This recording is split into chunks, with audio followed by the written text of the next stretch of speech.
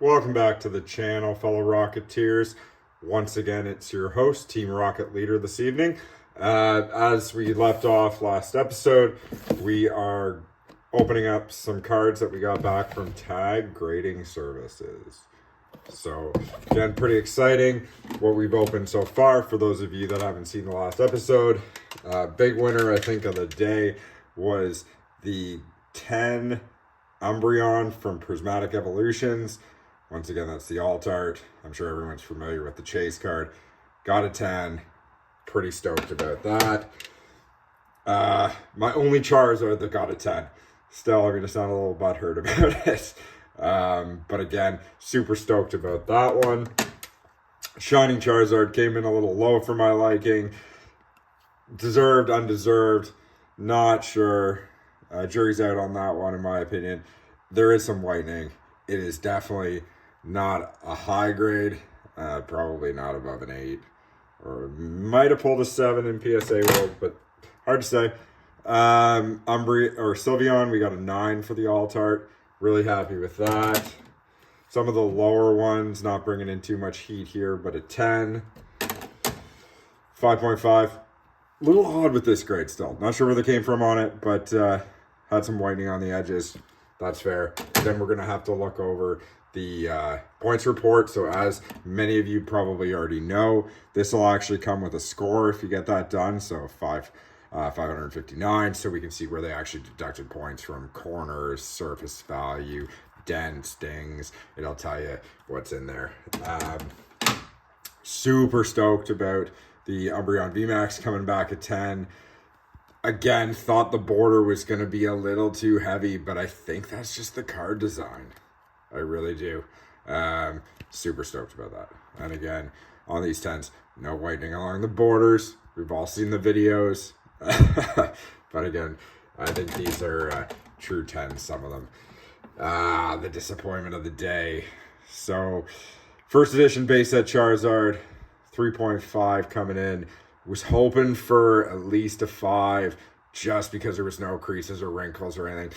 They might have dinged it on that, but again, that wasn't in the dent report. Heavy whitening. I knew it wasn't going to grade too high. Silver lining, though, I found out it was real. So again, procured this back before COVID. Didn't have as many fakes back then, I believe. Don't quote me on that. But I always wondered if it was real. You know, like I said in the last video, the T lined up with the border. It looked legit. I know people sometimes say, oh, they're not that shiny, or there's not that many sparkles on it. In certain videos, or when you talk to people just at different card shops. It didn't have any red flags for me. It was far too beat up to be a fake. And yeah, I'm just super stoked that we actually found out it was legitimate. It was verified by an AI system. So no human error, at least in that. Maybe on the grade. Always could resubmit. Anyway, I did promise you that we'd get back to the additional packs that we had. So again, we have 5 mystery packs left. I can't remember what I sent off. I know that sounds ridiculous, but it's been a while. I've been procuring a lot of cards. I don't remember what I sent. Okay, all right. So we got the Master Ball Sylveon. Coming in at a 9. I wonder where this one lost points. Again, 923. Not a bad score. Pretty stoked about that one. Again, I don't think there's much heat left. Hard to say. What's the next one? Yeah, again, was just trying to fill it. 5.5. Yeah, okay. Well, that's fair. I did not realize how badly that border was when I sent that off. I must have been blind that day. I think I was just looking for cards. I didn't have, my collection was pretty slim at that point. It is not now, and we will go over the full collection here shortly on a different episode. But man, oh man, what was I thinking sending that off? Too funny, eh? I guess I just looked at the front. I was like, Charizard, gotta be money, right? Wrong. So very wrong. All right. Coming in hot with the third pack. We got here. Oh. So this is one that I cracked. So this actually was a 9 initially from some unknown grading company.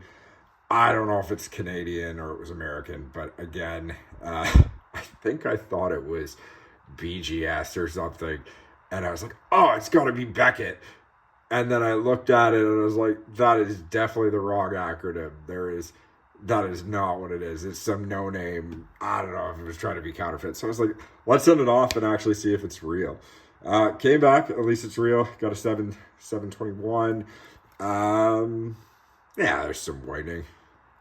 I'd be curious again to look over the ding report on it. Not sure where it lost a ton of points. This one, I'll be definitely looking over the ding report on. Again, I know, I'm pretty upset. I'm pretty hurt about it. Just can't let go of the Charizard. All right, second last card here, guys. All right, Blaine's Charizard. Yeah, they did not like the Charizards in this one. So again, not high hopes for this. You might be asking, I know we've got some lower end cards here that I sent off for grading. Why did I personally procure this one? Not just because I had it around and it was a Charizard. It was the error fixed one. So again, many of you are probably familiar with this error card. The majority of Blaine's Charizards will actually have a fighting symbol here, not the fire symbol as it should be and should intended to be. So I thought about getting a first edition. I mean, it's got a pretty sweet swirl on it, mind you. I thought about getting the first edition because, well, again, vintage, that's the way I wanted to go. But I think the error fix is rarer. So maybe I got another first edition. Yeah. I'm going to have to see how they grade them compared to PSA. But again, not super unhappy. I'm just thankful to have these things in slabs finally. I think it's been, well, the base at Charizard has been out of slab for almost 6 years, sitting in a cabinet of mine. So just always too hesitant to get them graded, send them off, cross the border. A little worried, so I got a ton of insurance on them, whether it was deserving or not. Just didn't want to lose them. All right, and finally coming in, the Gyarados Gold Star. So again, trying to get a couple Gold Stars here. Wasn't really a big chase card for me.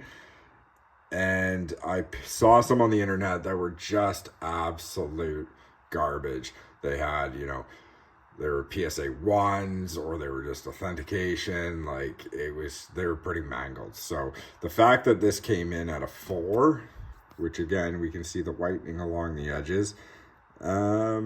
Pretty happy that it even came to that, Didn't want to break the bank on this card.